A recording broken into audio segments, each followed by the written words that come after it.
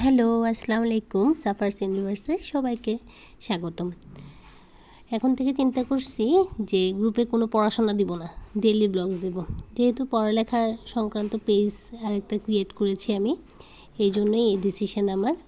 তো যেহেতু ইফতারের আগে তো আমি এই তো ইফতার রেডি করছিলাম। বুট পেঁয়াজু কার কার পছন্দ বলেন তো? এই যে মাঠার শরবত আমার খুব ভাল লাগে। এই যে মাখামাখির প্রস্তুতি চলছে, এরকম বলে করে ইফতার মাখাতে আসলে খুব মজা লাগে, তাই না? আমার খুব ভালো লাগে, সবাই মিলে এইভাবে করে মাখিয়ে খায়। চিটংয়ে এটা কম দেখেছি আমি, কিন্তু ঢাকায় আমার বিয়ের পর থেকে আমি এই মাখানো ইফতার খেতে খেতে এখন এটাই ভাল লাগে। এটা হচ্ছে গুড়ের শরবত। তো এই যে আমি হচ্ছে নামাজ পড়ে ডিউটির উদ্দেশ্যে বের হয়ে গেলাম। আজকে যেহেতু আমার নাইট ডিউটি, তো আমি যাচ্ছিলাম। রাতের ঢাকা দেখতে খুব ভাল লাগে, তাই না? আমার অনেক ভাল লাগতেছিল যে অনেক লাইট দেখা যাচ্ছে।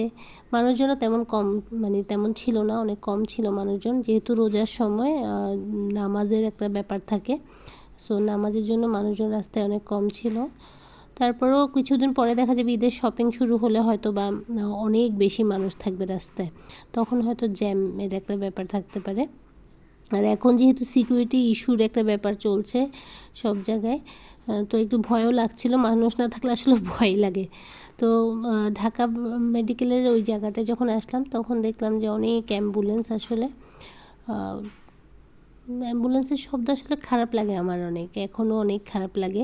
যখনই আমি অ্যাম্বুলেন্সের শব্দ শুনি তখনই দোয়া পড়ি যে আল্লাহ যারই কোনো বিপদ হোক যাতে সে সুস্থ হয়ে যায়। আসলে আমাদের প্রফেশনটা এরকম, আমরা আসলে ডাক্তাররা সারাক্ষণ এই অসুস্থ রুগী, সারাক্ষণ এগুলো দেখতে দেখতে আমাদের মনটা কঠোর হয়ে যায়। আমি পার্সোনালি অনেক এক্সট্রোভার্ট টাইপের মানুষ। আমার বন্ধু বান্ধব ফ্রেন্ড সার্কেল খুব ভাল লাগে, সবার সাথে গল্প করতে অনেক ভাল লাগে।